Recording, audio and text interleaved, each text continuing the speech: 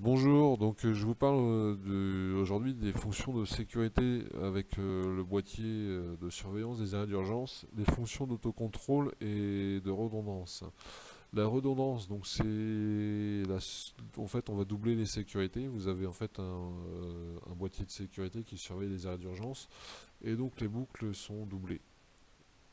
On a une première chaîne de sécurité avec les arrêts d'urgence. On a deux contacts par arrêt d'urgence, donc on a deux chaînes en fait de sécurité.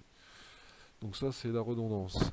Ensuite autocontrôle, donc ces boîtiers là c'est des boîtiers de sécurité, en fonction du type de sécurité qu'on est obligé d'implémenter, on va choisir des boîtiers plus ou moins compliqués.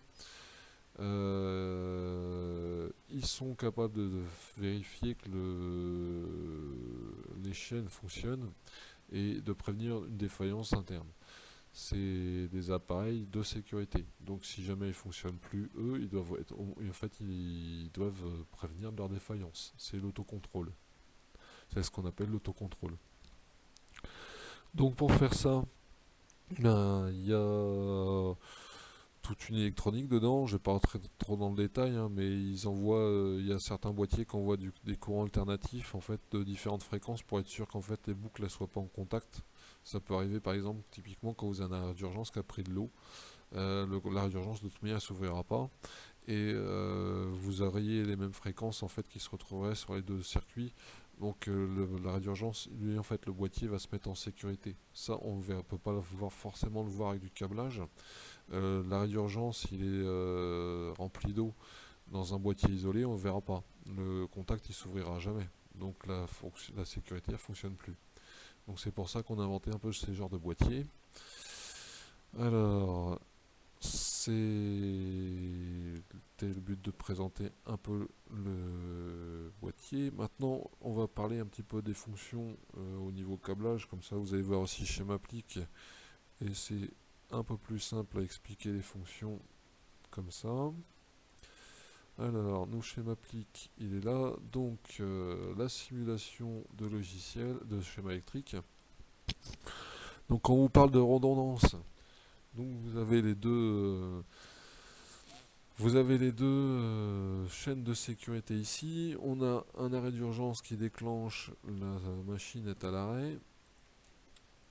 C'est pour forcer en fait pour les défauts, on verra ensuite. Les chaînes de sécurité donc sont doublées. Si on a un souci avec l'arrêt d'urgence, on réarme la machine. N'importe quel arrêt d'urgence avec ces deux contacts, donc les deux chaînes sont bien ouvertes simultanément. Pas de souci, on peut réarmer, on peut pas réarmer.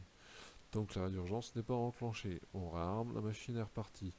Maintenant, j'ai une seule chaîne qui s'ouvre parce que j'ai un contact qui restait bloqué. Donc, typiquement, là, en fait, le contact de cette chaîne-là, il peut être bloqué. Je veux réarmer le système. Je peux pas.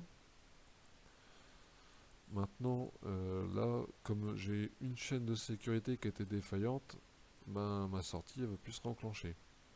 Le système s'est autocontrôlé.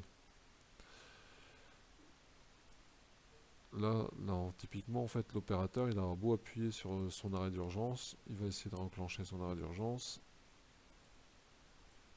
Voilà, là, ça repartira. Donc là, il y a eu il y a des défauts, en fait. Pourquoi il y a des boîtiers comme ça? Parce que là, dans le câblage, il faut prévoir pratiquement tous les cas. Donc là, je me suis arrêté au bout d'un moment pour pas trop compliquer non plus.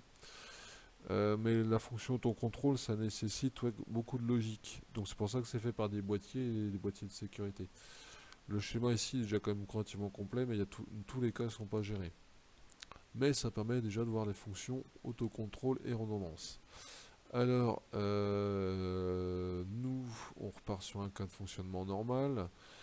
J'ai mes arrêts d'urgence disposés. Je veux remettre ma machine en route, c'est parti. J'ai un problème avec un arrêt d'urgence qui s'ouvre.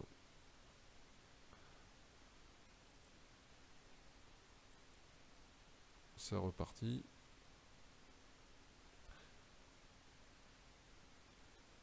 Je vais bloquer mon contacteur ici en fait de sécurité. Donc la fonction autocontrôle, elle va fonctionner à partir du moment où je vais la tester. Je vais tester ma sécurité par exemple, comme pour sur la chaudière. Là je vais tester ma sécurité. Je teste ma sécurité et je veux réarmer. et ben en fait je peux pas réarmer le système, il s'est autocontrôlé. Donc la fonction autocontrôle elle est représentée encore là.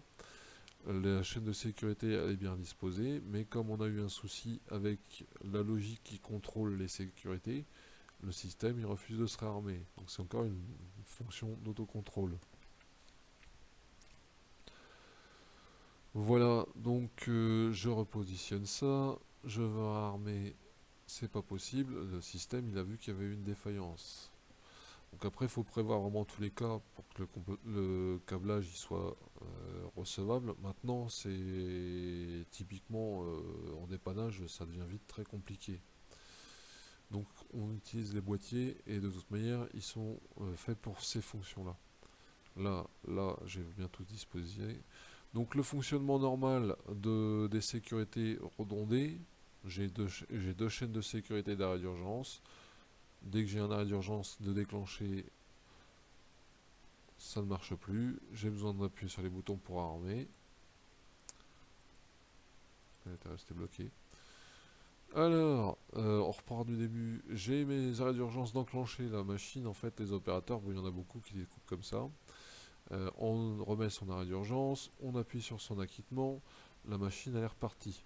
J'ai un arrêt d'urgence, je veux acquitter, tant que j'ai pas remis l'arrêt d'urgence, je peux pas acquitter. Je remets ma machine en service. J'ai un défaut, j'ai un arrêt d'urgence qui s'ouvre pas,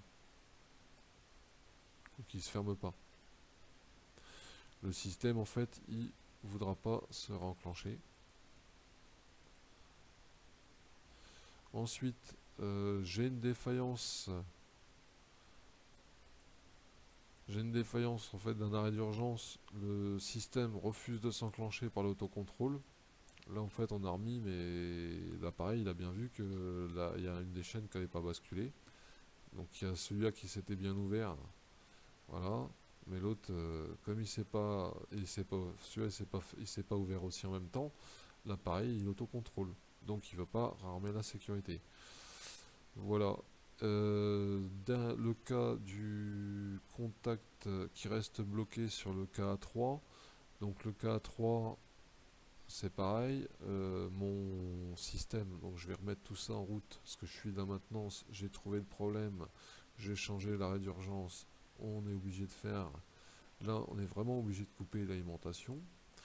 Je remets le système en fonctionnement, donc on fait vraiment un reset. Donc, ça dépend du type de câblage et du type de boîtier.